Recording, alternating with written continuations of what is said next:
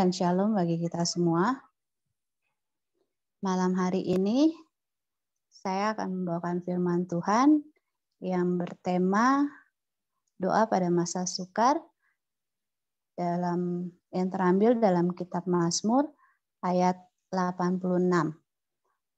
Kitab Mazmur 86 di ayat ke-11, tapi saya akan membacakan satu perikop, satu pasal dari ayat yang pertama sampai ayat yang ke-17. Yang berbunyi, doa Daud. Sendengkanlah telingamu ya Tuhan, jawablah aku sebab sengsara dan miskin aku. Peliharalah nyawaku sebab aku orang yang kau kasihi, selamatkanlah hambamu yang percaya kepadamu. Engkau adalah Allahku, kasihanilah aku ya Tuhan, sebab kepadamulah aku berseru sepanjang hari. Buatlah jiwa hambamu bersukacita, sebab kepadamulah ya Tuhan kuangkat jiwaku. Sebab Engkau ya Tuhan baik dan suka mengampuni dan berlimpah kasih setia bagi semua orang yang berseru kepadamu.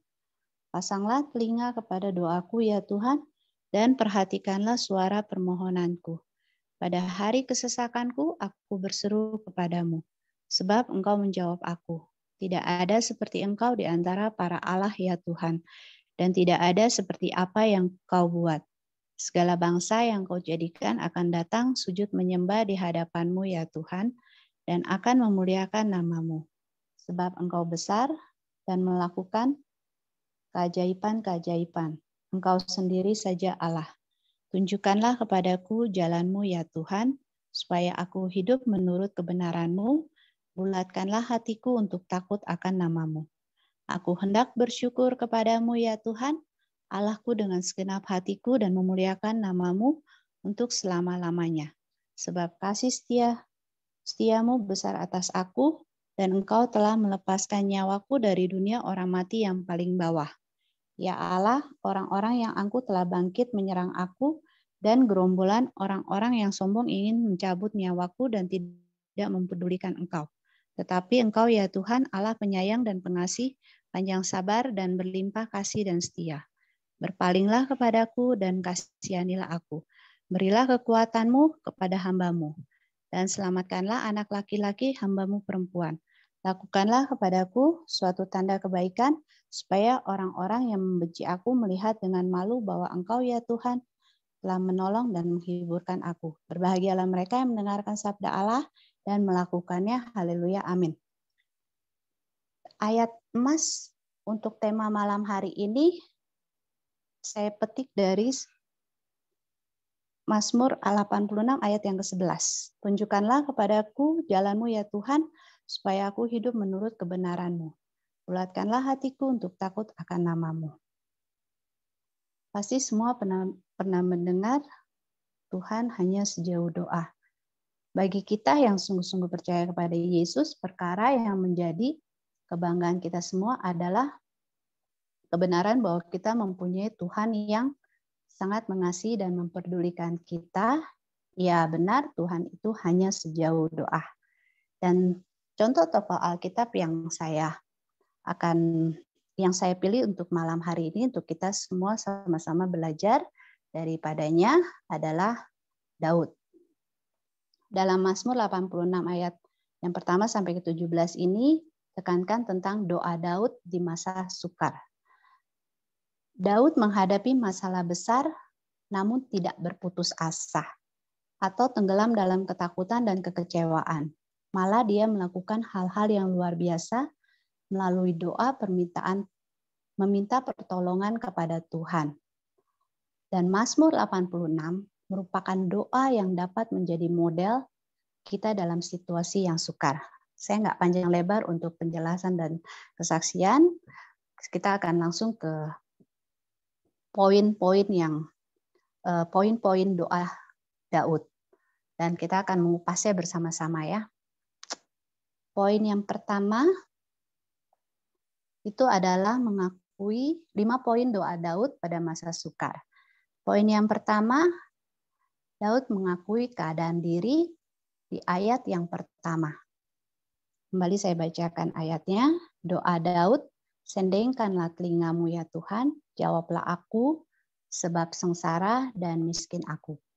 Kata-kata Daud ini bukan untuk mengasihani dirinya, tetapi merupakan pengakuan yang jujur di hadapan Tuhan bahwa dia lemah dan memerlukan pertolongan Tuhan.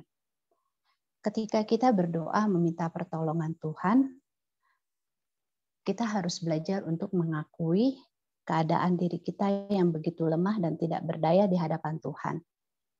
Dulu sebelum saya bisa berdoa, saya ada masalah, saya langsung kepada masalah saya. Tanpa saya mengakui kelemahan saya, keterbatasan saya, ketidakmampuan saya, kekurangan saya kepada Tuhan. Saya hanya fokus minta tolong sama Tuhan, tolong Tuhan selesaiin masalah saya. Tanpa saya mengakui kalau saya lemah, kalau saya terbatas, dan mengakui kebesaran Tuhan. Di sini kita boleh belajar dari Daud di ayat yang pertama, di mana Daud mengakui dirinya bahwa dia lemah dan juga memerlukan pertolongan Tuhan. Next, poin yang kedua adalah percaya kasih dan kebaikan Tuhan. Sorry ya, ini aku ralat. Ayatnya sebetulnya ada di ayat 5. Sebab Engkau ya Tuhan, baik dan suka mengampuni dan berlimpah kasih setia bagi semua orang yang berseru kepadamu. Dalam doa Daud, dia sungguh-sungguh percaya bahwa Tuhan dapat menolong dia. Malah kasih dan kesetiaannya tidak pernah berakhir. Percaya kasih dan kebaikan Tuhan, permohonan doa tanpa percaya kasih dan kesetiaan Tuhan adalah sia-sia. Kadang kita berdoa, contoh pribadi saya berdoa, Tuhan saya serahkan pergumulan saya. Tapi setelah itu, waktu kok kayaknya Tuhan diem ya, kok kayaknya doa sebetulnya Tuhan tidak bertindak. Udah deh, pelan-pelan pudar deh tuh kepercayaan sama Tuhan. Padahal justru saat itu saya mesti lebih lagi berserah dan menggantungkan seluruhnya hanya ke dalam tangan kasih Tuhan. Nah, di sini kita boleh belajar dari Daud di dalam kesukarannya, dia sungguh-sungguh percaya bahwa Tuhan dapat menolong dia. Kan kasih setia Tuhan tidak berkesudahan pada setiap kita. Next ke poin yang ketiga.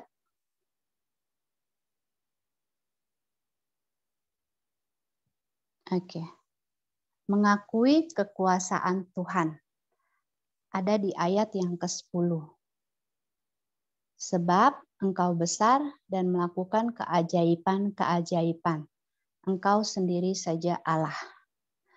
Daud mengakui bahwa tiada Tuhan seperti Dia. Dan tiada yang dapat melakukan apa yang dilakukan Tuhan. Luar biasa ya. Mengakui kekuasaan Tuhan dalam keadaan yang sukar. Kadang-kadang doa kita hanya berfokus kepada permohonan kita ya. Kadang kita lupa untuk mengakui kedaulatan Tuhan atas kita dan kedaulatan Tuhan dalam hidup kita dan otoritas Tuhan atas kita. Kadang kita cuma datang sama Tuhan, ya Tuhan ini loh masalah saya. Tuhan tolong dong pakai siapa saja untuk jadi alat atau perpanjangan Tuhan. Tanpa kita sadari gitu kan, Tuhan yang berdaulat atas kita. Tuhan yang punya kuasa, Tuhan yang punya otoritas atas kita. Ya udah kalau kita udah berdoa kita serahin semuanya, kita serahin aja gitu. Jangan sampai ngatur-ngatur Tuhan. Tuhan pakai Pak Gembala ya untuk jadi alat saya supaya hubungan saya sama doi bisa dipulihkan gitu kan. Padahal sih Tuhan maunya tuh kita lebih terus lagi datang sama Dia, menggantungkan seluruhnya pada Dia dan juga berharap sepenuhnya kepada Dia. Ini kan juga latihan iman ya, mengakui kekuasaan Tuhan. Di sini kita juga bisa belajar dari Daud bagaimana dalam masa kesukaran dia berdoa dan mengakui bahwa tiada Tuhan seperti Dia. Dan tiada yang dapat melakukan apa yang dilakukan Tuhan. Oke, untuk poin yang keempat, setia pada Tuhan. Ayat ke-11. Nah, inilah ayat emasnya.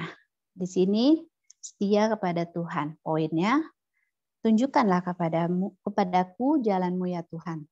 supaya aku hidup menurut kebenaran-Mu. Bulatkanlah hatiku untuk takut akan nama-Mu. Kita melihat bahwa Daud tidak sekedar berdoa supaya masalahnya selesai. Dia berdoa lebih daripada itu, meminta Tuhan mengubah hatinya untuk semakin mengasihi Dia. Dia berdoa agar Tuhan mengajarinya tentang kehendak-Nya dan menurutinya dengan setia dan menghormati Tuhan dengan sungguh-sungguh. Wow. Setia pada Tuhan. Dalam doa meminta pertolongan kepada Tuhan, kadang-kadang sulit juga ya kita melakukan ya. Waktu kita berdoa, kita juga mau bilang, kita mau pegang janji Tuhan tuh kadang-kadang sulit ya, mau setia gitu pegang janji Dia. Itu gue juga masih sering gagal ya sampai saat ini, jadi masih belajar terus dan pengen banget belajar seperti Daud gitu ya. Dalam doa meminta pertolongan kepada Tuhan, kita bukan hanya memohon Tuhan untuk mengabulkan doa kita, tapi yang harus kita belajar adalah meminta Tuhan mengajar kita tentang kehendak-Nya dalam hidup kita. Waktu gue mau operasi, gue ada pergumulan yaitu tentang budget ya. Budget gue pas banget gitu. Terus gue minta sama salah satu pendeta tolong didoakan. Di situ gue juga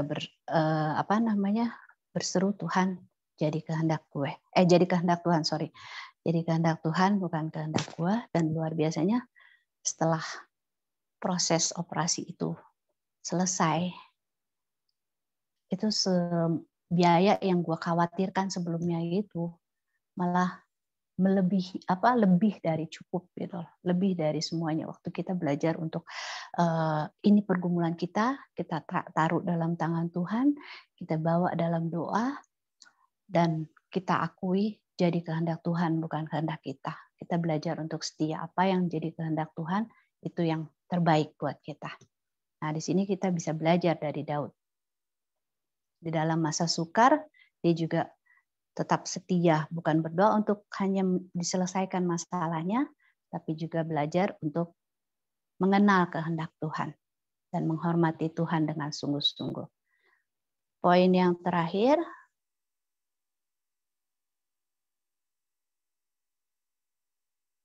adalah memuji Tuhan.